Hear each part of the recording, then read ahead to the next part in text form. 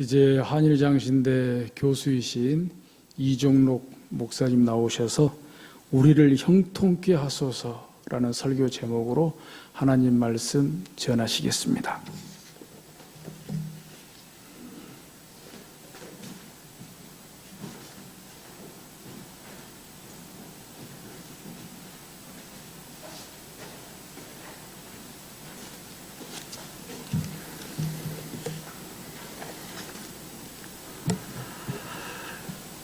할렐루야. 네.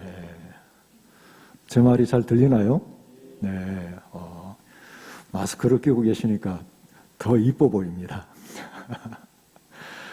우리가 이렇게 띄엄띄엄 앉아있지만 그래도 옆분들 이렇게 둘러보면서 인사 나누도록 하겠습니다. 오늘은 샬롬이라고 인사를 한번 나눠보겠습니다. 네, 샬롬. 네. 네. 샬롬. 네. 샬롬의 뜻이 뭐죠? 샬롬의 뜻. 샬롬. 평화. 네, 평안하세요. 뭐 그런 뜻인데, 이게 참 귀한 말이에요. 귀한 말입니다. 이스라엘 사람들이 쓰는 히브리어인 건 아시죠? 예, 샬롬이 히브리어입니다. 근데 이걸 보면 몇 가지 깊은 뜻이 담겨 있어요. 샬롬은 평화인데, 이 평화라고 하는 게 뭐냐? 평화라고 하는 게 세 가지가 없는 거예요. 뭐가 있는 거 우리가 그렇게 생각을 하는데 이 샬롬은 세 가지가 없는 겁니다.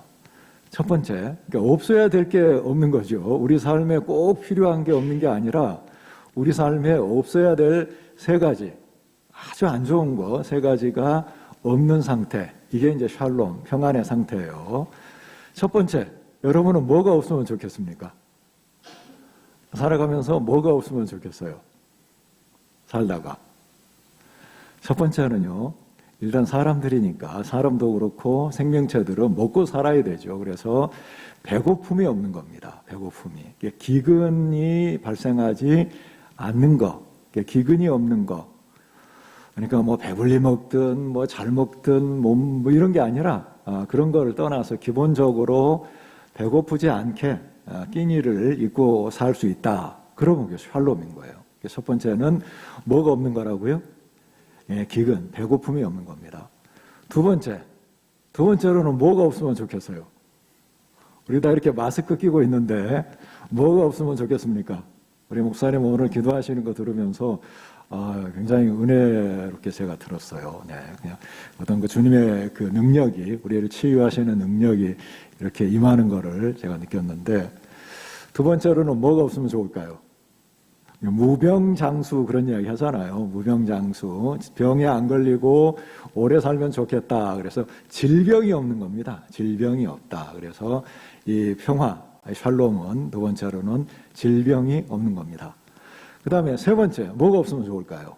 뭐가 없으면 좋을까요? 이스라엘 사람들 살아가면서 많이 겪었던 일들이 뭐 배고픔도 경험을 많이 했고요. 그러니까 그때 가뭄이 발생을 하면 보통 3년씩 이렇게 가뭄이 생겨서 배고픔도 많이 당했고, 또 그리고 질병도 많았고요. 원인도 모를 질병이 많았어요. 네. 그 다음에 또 뭐가 많았냐 그러면 전쟁이 많았습니다. 전쟁이 뭐 어마어마한 전쟁이 많았죠. 그러니까 세계적으로 유명한 대제국들, 우리가 기억하는 대로만 해도 애굽이라고 하는 제국이 있죠. 근데 애굽보다 더 큰 제국들이 많습니다. 예, 아시리아, 아수르 있죠? 성경에 아수르 나오고, 또 어디가 나오나요? 바벨론 나오죠? 바벨론 다음에 어디 나라가 나옵니까? 바사, 지금 페르시아, 지금 이란 땅에. 그 다음에 헬라 제국이 나오죠? 그리고 로마 제국이 나오죠? 제국이라고 하는 게 여러 나라를 모으는 거예요. 여러 나라가 어떻게 저절로 모아지겠습니까? 이게 전쟁을 통해서 이루어지다 보니까 어마어마한 사람들이 죽임을 당하는 거죠. 엄청난 사람들이 죽임을 당합니다. 한국 전쟁 때만 해도 엄청난 사람들이 죽었는데, 그런 그 대제국을 만드는 과정에서 어마어마한 사람들이 죽다 보니까요. 네. 이 사람들의 꿈이 뭘까요? 전쟁이 없으면 좋겠다, 전쟁이. 그래서 세 가지 없는 게 샬롬이에요. 첫 번째 뭐라고요? 네, 배고프지 않는 거. 둘째, 질병이 없는 거. 셋째, 전쟁이 없는 거. 이 세 가지만 없어도 그게 천국이라고 생각을 한 겁니다. 이스라엘 사람들은. 우리가 오랜 세월 동안 한국 사회에도 여러 가지 어려움이 많았지만 그래도 최근 들어서는 물론 힘들고 어려운 사람들이 있어도 웬만하면은 다 삼시세끼 먹고 살죠. 네. 그 다음에 그렇게 큰 문제도 없었습니다. 질병도 그렇고, 그 다음에 전쟁의 위기는 뭐 그렇게 크게 없다 이렇게 생각하고 살았는데 우리가 코로나 때문에 참 여러 가지로 어려움을 많이 겪고 있습니다. 그러다 보니까 제가 예전에 여러분들하고 나눴던 인사는 그대는 꽃보다 아름답습니다 라는 인사말이었는데 요즘에 참 절절하게 느껴지는 게 샬롬이에요. 샬롬. 그래서 주님께서 우리들에게 평화를 주시는 분이다. 평화는 세 가지가 없는 거예요. 그래서 우리가 모두가 다 배고프지 않고 살고 질병으로 인해서 고통당하거나 세상을 떠나지 않고 그리고 전쟁을 겪지 않고 이렇게 사는 그런 은혜를 주님께서 우리들에게 주시기를 바라고 또 반드시 그렇게 하실 것이다. 그렇게 믿으면 좋겠습니다. 그런 의미에서 우리 한번 샬롬 우리 크게 한번 외쳐볼까요? 샬롬. 네, 인사말이면서도 우리들에게 주는 신앙적 믿음의 표현이다 이렇게 생각을 하면 좋겠습니다. 자, 오늘은 잠시 여러분의 이름을 한번 바꿔도 보도록 하겠습니다. 여러분의 이름을. 우리 이 자리에 앉아 계신 분들은 다 이름이 똑같은 이름이 되는 거예요. 이 시간에. 무슨 이름으로 바꾸면 좋을까요? 오늘 우리가 읽은 성경이 어디입니까? 느헤미야입니다. 느헤미야. 그래, 느헤미야라고 이름을 한번 다 바꿔보면 좋겠어요. 나는 누구라고요? 느헤미야입니다. 나는 누구다. 느헤미야. 옆에 앉아 계신 분도 느헤미야. 네, 뒤에 앉아 계신 분도 느헤미야입니다. 그러니까 느헤미야다 이렇게 생각을 하시면 좋겠는데 이 느헤미야라고 하는 이름의 뜻이 참 좋아요. 느헤미야라고 하는 이름의 뜻이 주님께서 위로하셨다 그런 말입니다. 주님께서 위로하셨다. 그래서 지금 우리 한국 사회에 참 필요한, 한국 사회뿐만 아니라 전 세계적으로 참 필요한 그런 말씀이다 이렇게 이제 생각을 하는데요. 느헤미야. 우리는 오늘 이 시간도 그렇지만 지금까지도 그래왔죠. 지금까지도 주님께서 위로하시고 힘을 주셔서 살아와서 우리는 지금까지도 느헤미야의 삶을 살았지만 오늘 특별히 우리의 이름이 느헤미야다. 그래서 주님께서 우리를 뭘로 불러주신다고요? 느헤미야다. 이렇게 이제 불러주신다. 이렇게 생각을 하면은 좋겠습니다. 다시 한번요. 내 이름이 누구라고요? 느헤미야입니다. 주님께서 위로해 주신다. 힘을 주신다라고 하는 거죠. 근데 제가 구약을 공부하고 가르친 지가 정말 오래됐습니다. 한 30년이 넘었으니까요. 훨씬 넘었으니까. 요즘 들어서 가면 갈수록 이제 느끼는 게 참 놀라운 일이 많아요. 구약 성경을 읽다 보면 참 놀라운 일이 많은데 그 중에 특별히 놀라운 분들이 이 에스라하고 느헤미야라고 하는 분들이에요. 에스라, 느헤미야. 자, 이분들이 참 대단한데 오늘은 우리가 이제 느헤미야에 초점을 맞춰서 한번 생각을 해보도록 하겠습니다. 에스라하고 느헤미야가 거의 같은 시절에 이제 활동을 한 걸로 우리가 생각을 하는데 그 중에서 느헤미야를 보도록 하겠습니다. 먼저 1절에서부터 3절까지 같이 한번 읽어볼 텐데 뭐 용어들도 좀 복잡하고요. 그래서 조금 낯설긴 한데 같이 한번 읽어보도록 하겠습니다. 1절에 3절까지. 네, 시작. 하가랴의 아들 느헤미야의 말이라. 아닥사스다 왕 제20년 기슬루월에 내가 수산궁에 있는데 내 형제들 가운데 하나인 하나니가 두어 사람과 함께 유다에서 내게 이르렀기로 내가 그 사로잡힘을 면하고 남아있는 유다와 예루살렘 사람들의 형편을 물은즉 그들이 내게 이르되 사로잡힘을 면하고 남아있는 자들이 그 지방 거기에서 큰 환난을 당하고 능욕을 받으며 예루살렘 성은 허물어지고 성문들은 불탔다 하는지라. 그러니까 뭐 우리가 잘 모르는 것도 나오죠. 뭐 아닥사스다 왕, 20년, 기슬루월, 수산궁 뭐 잘 몰라도 그래도 내용은 파악할 수 있어요. 이 느헤미야가 지금 이스라엘 땅에 있는 건 아니죠. 그렇죠? 이스라엘 땅에 있는 게 아니에요. 멀리 떨어진 곳에 살고 있습니다. 근데 거기로 유다에서 살고 있는 형제가 찾아왔어요.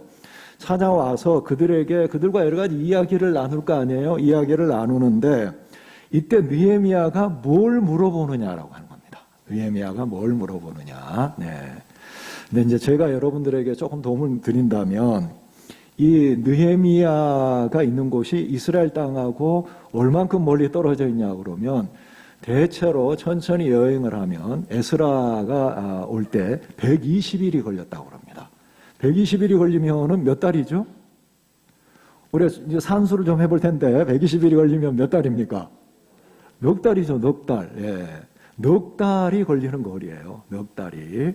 그러니까 한번 갔다가 오기만 해도 8달이 걸리는 거리입니다. 8달이. 그러니까 1년 잡고 갔다 갔다 해야 되는 그런 곳이에요. 그렇다고 전화가 있는 것도 아니고, 네. 뭐 빨리 가면 말을 막 갈아타고 가면은 한 뭐 더 빨리 갈 수 있겠죠. 그보다는 더 빠르게 한 30일, 뭐 한 달 이렇게 갈 수는 있겠지만 다 그렇게 못 가니까 천천히 사람들이 이주를 하면 그 정도 가는 거리예요. 이게 거리가 일단 멉니다. 거리가 일단 멀고. 그 다음에 시간적으로도 따져보면 시간적으로 제가 이제 에스라 느헤미야가 참 놀랐다 그랬는데 시간적으로 따져보면요. 지금부터 잘 생각해 보십시다. 이 산수를 잘 하셔야 되는데 주전 지금은 주후죠. 주 2020년이에요. 주전 445년쯤 됐어요. 주전 445년. 예.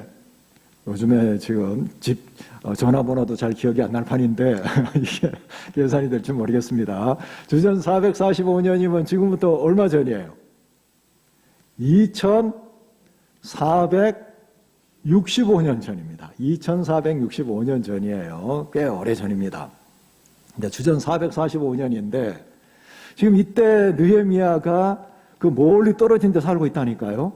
그럼 거기서 이제 태어나고 살았는데 이스라엘 사람들이 원래 거기 있었던 게 아니잖아요. 그렇죠?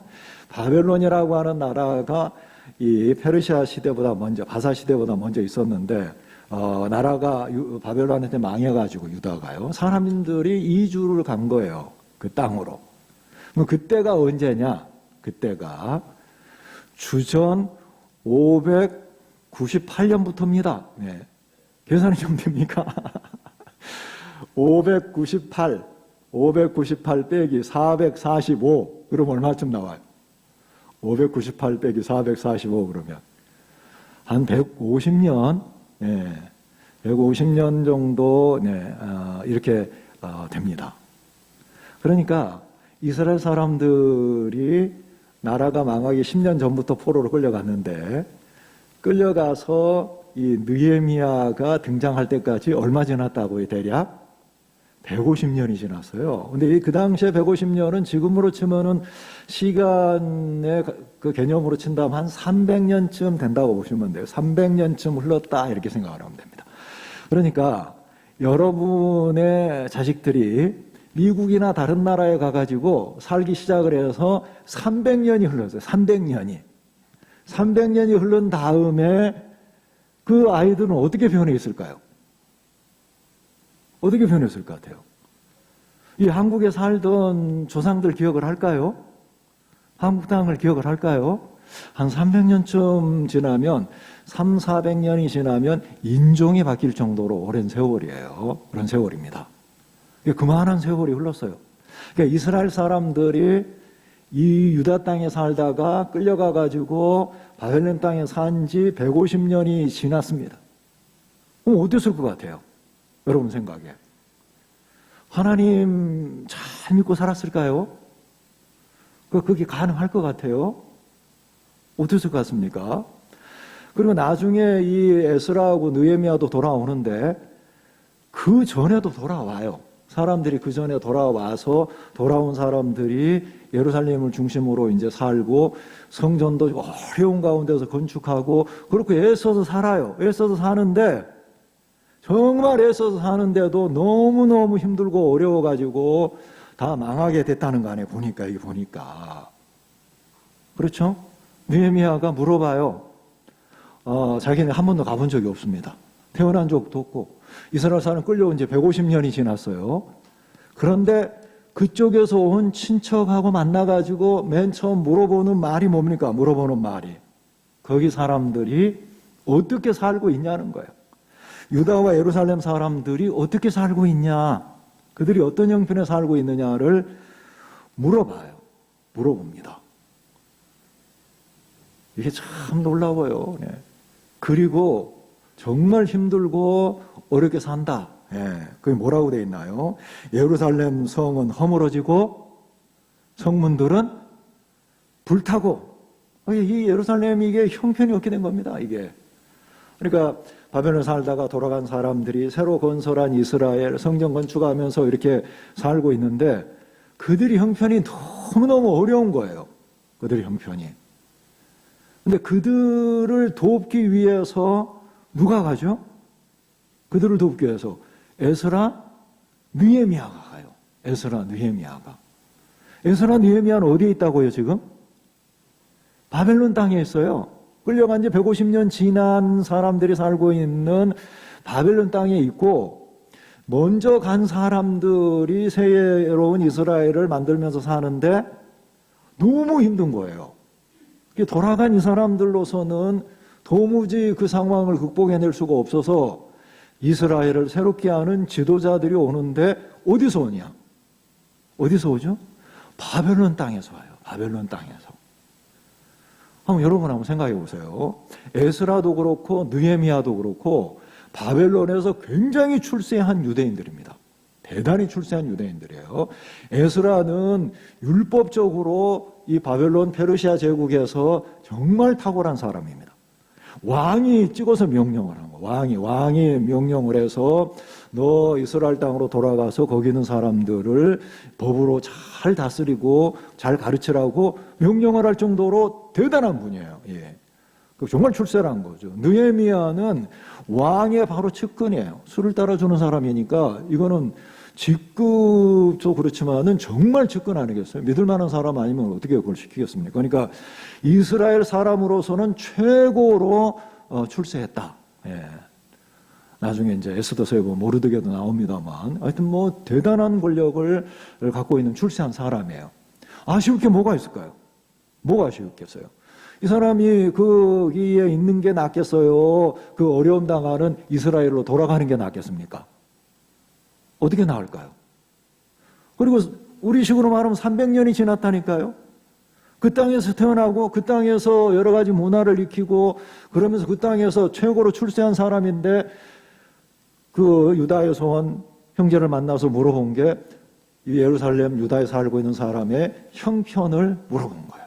그리고 거기 있는 모든 거를 다 내려놓고 그것도 쉽지가 않은 일입니다. 우리 11절에 뒤에 보면 이 느헤미야가 기도하는 게 뭐냐 그러면 오늘 나로 형통케 하십시오. 그래서 왕을 만나서 간청을 해야 되는데 이게 들어질 가능성이 별로 없는 거예요. 그러니까 느헤미야가 왕이시여 제가 제 본국으로 돌아가서 거기 있는 동포들과 함께 살겠습니다. 그들이 지금 너무 어렵습니다. 그렇게 이야기를 하면 이 왕이 쉽게 보내줄 것 같아서 이런 이야기를 안 하죠. 에스더가 죽으면 죽으리다라고 생각하고서 기도한 것처럼 느헤미야도 그런 마음을 갖고 간 거예요. 주님, 오늘 진짜 저를 형통하게 해주십시오. 일이 정말 잘 풀리게 해주셔서 제가 왕의 총애를 얻고 있습니다만 이 왕에게 이야기를 잘 해야 될 텐데 하나님께서 제가 아무리 이야기를 잘해도 하나님께서 도와주시지 않으면 안 됩니다. 지금 제가 가서 우리 동포들 어려운 가운데 있는 사람들을 건져내고 그래야 되는데 오늘 저에게 은혜를 베풀어 주시고 이 왕의 마음을 움직여 주셔서 제가 이야기하는 걸 받아들일 수 있도록 해 주십시오. 그리고 다 버리고서 이스라엘 예루살렘으로 가는 거죠. 그러고서도 정말 어려운 일들을 많이 겪잖아요. 죽을 고비들을 정말 많이 넘기면서 이스라엘을 새롭게 만듭니다. 그러니까 에스라는 하나님의 말씀 가운데서 그리고 느헤미야는 행정적이나 여러 가지 면에서 이 어려움에 처해한 이스라엘을 세워놓은 거예요. 새 이스라엘. 그렇지 않았으면 이스라엘이 그 이후로 어떻게 됐을지 알 수가 없는 그런 위험한 상태에 있었다는 거예요. 어떻게 그게 가능할까요? 어떻게 가능하죠? 150년 지났고 한 번도 가본 적이 없는 곳입니다. 근데 그런 것을 어떻게 그렇게 생각을 할까요? 그리고 에스라 같은 경우도 그렇고 느헤미야도 그렇고 읽어보면 이 하나님에 대한 신앙이 얼마나 투철한지 몰라요. 하나님에 대한 신앙. 도대체 이방 땅에 살면서 어떻게 그런 신앙을 갖고 살았을까요? 제가 요즘에 우리 이제 코로나 때문에 한국 교회가 뭐 이런 상황은 아닙니다만 그래도 참 쉽지 않은 상황이잖아요. 예, 많은 분들이 믿음 지키기가 참 어렵다고 이야기도 하고요. 제가 들어보니까 서울의 유명한 우리 교단 교회는 이 코로나 사태 때문에 이제 비대면 예배 드렸잖아요. 나중에 이제 모여다 보니까 돌아오시는 분들이 이게 교회로 오시는 분들이 정말 예상외로 적다고 고민을 하더라고요. 큰 교회는 여러분 안 그러시겠지만 큰 교회는 그 유명한 교회입니다. 10분의 1이 오시더라는 거죠. 10분의 1이. 10분의 1밖에 안 돌아오셔가지고 참 힘들고 어렵다라고 하는 이야기를 하고 그리고 또 뭐 여러 가지 우리가 이제 이 상황들이 그러다 보니까 교회가 정말 앞장서서 모범이 돼야 될 상황이죠. 예, 그런 상황인데 그래도 이렇게 같이 얼굴 대하고 만나서 이야기하고 식사도 하고 이럴 때에 비하면 여러 가지 면에서 참 아쉬운 게 많을 때입니다. 소모임도 갖기가 어렵고요. 네.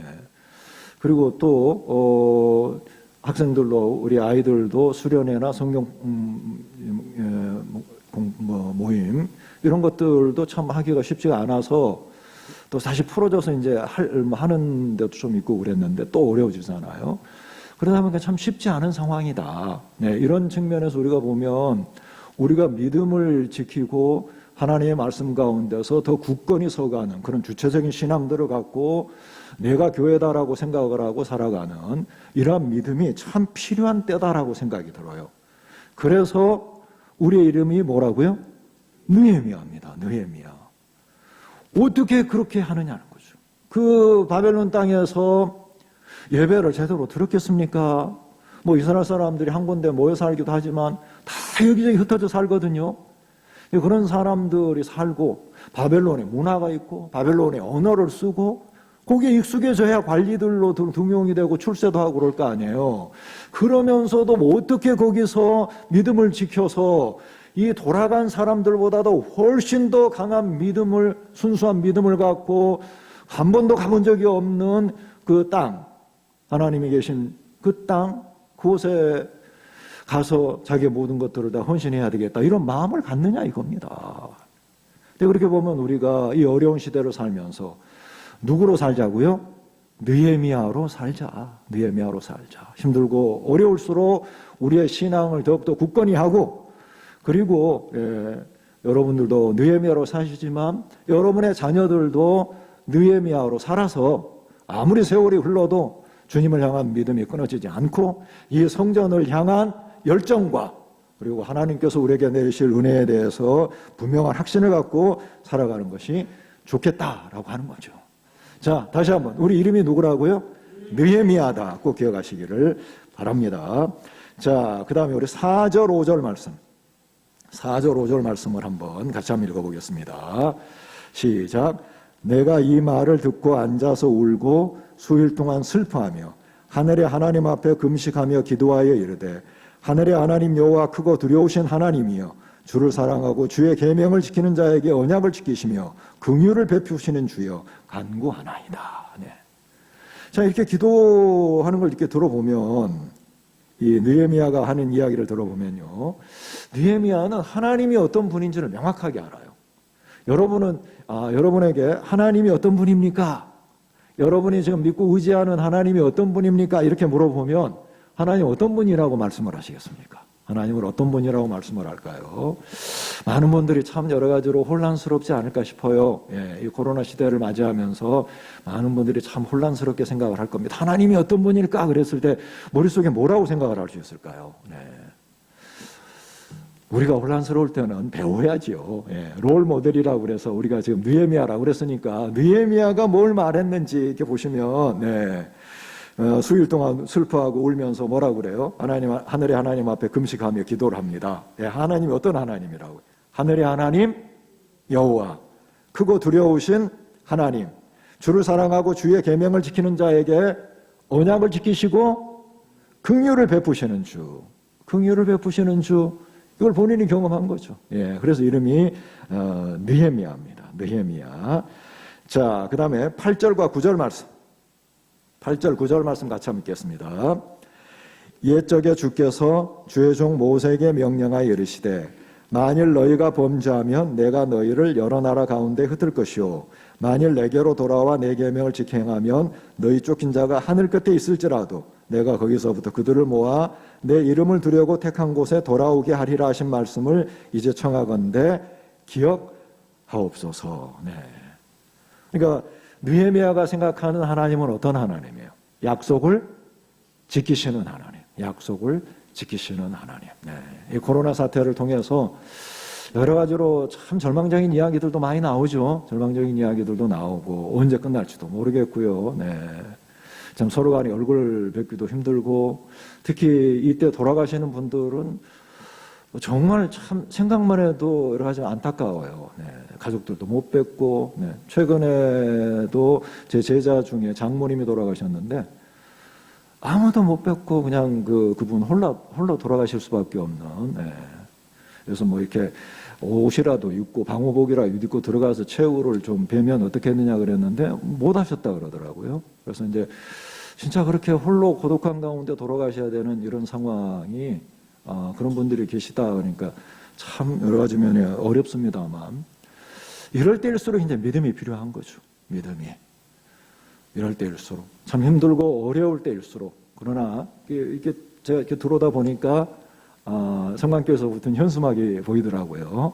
코로나 반드시 이겨낸다 이런 현수막이 보이는데 이게 우리 교회가 보여줘야 될 믿음이 아닌가 싶어요. 사람들 앞에 서서 위로해주고 우리도 힘들지만 하나님 반드시 약속을 지키시고 회복시켜 주시는 분이다라는 생각을 갖고 그런 믿음으로 살아갈 때 교회 다니는 사람은 역시 다르다. 믿음을 갖고 사는구나 이렇게 생각을 할 수 있을 것 같습니다. 자, 11절 말씀 우리 같이 한번 읽어보겠습니다. 11절 말씀. 주여 구하오니 귀를 기울이사 종의 기도와 주의 이름을 경외하기를 기뻐하는 종들의 기도를 들으시고 오늘 종이 형통하여 이 사람 앞에서 은혜를 입게 하옵소서 하였나니 그때 내가 왕의 술관원이 되었느니라. 네. 오늘 우리 설교 제목이 뭐였나요? 우리를 형통케 하소서. 잘 되게 해달라는 거죠. 시편 1편에 나오는 말 아닙니까? 잘 되게 해달라. 형통하게 해달라. 모든 일이 잘 풀려나갈 수 있도록 해달라. 네. 그렇게 해서 우리가 느헤미야로서 이 시대를 살아갈 수 있도록 해달라. 네. 자, 우리 마음속에 기도 제목을 그렇게 정합시다. 뭐라고요? 우리를 형통케 하소서. 자, 같이 한번 우리 한번 하나님께 같은 목소리로 그렇게 짧게 기도해 봅시다. 우리를 형통케 하소서. 그래서 우리가 느헤미야가 되어서 힘들고 어려운 세상 사람들에게도 희망을 주는 그런 교회로, 그게 믿음의 본질 아니겠어요? 네. 교회가 세상에 희망을 줘야죠. 네. 이렇게 교회도 힘들고 여러분도 힘들지만 저들은 믿음 갖고 살고 반드시 하나님께서 함께 주셔서 회복의 역사를 일으켜 주실 것이다. 이런 믿음 갖고 살아가는구나. 이런 모습을 보면서 주위에 있는 사람들, 교회를 보면 힘이 나. 네, 교회를 보면 힘이 나. 네. 그래서 다시 교회 종소리도 좀 울리면 좋겠다. 네, 종소리가 시간에 울리면 사람들이 제 샬롬의 종소리구나 이렇게 생각을 하고 그렇게 살아가는 그런 좋은 기회로 만들어 주기를 우리가 기도하면서 우리를 어떻게 해달라고요? 형통케 하소서. 나는 누구다? 느헤미야다. 기도하겠습니다. 주님, 우리 모두가 어려운 시대를 삽니다. 그 어려운 시대 상황 속에 살았던 예전 우리의 믿음의 조상들을 생각합니다. 느헤미야처럼 우리도 이 시대를 그런 믿음과 확신을 갖고 살게 하여 주시옵시고 세상 사람들이 우리를 보고 하나님의 큰 능력을 다시 한번 체험하게 하시고 새로운 희망을 갖고 살아가게 하여 주시옵소서. 우리를 형통케 하여 주시옵소서. 우리 주 예수 그리스도의 이름으로 기도했사옵나이다. 아멘.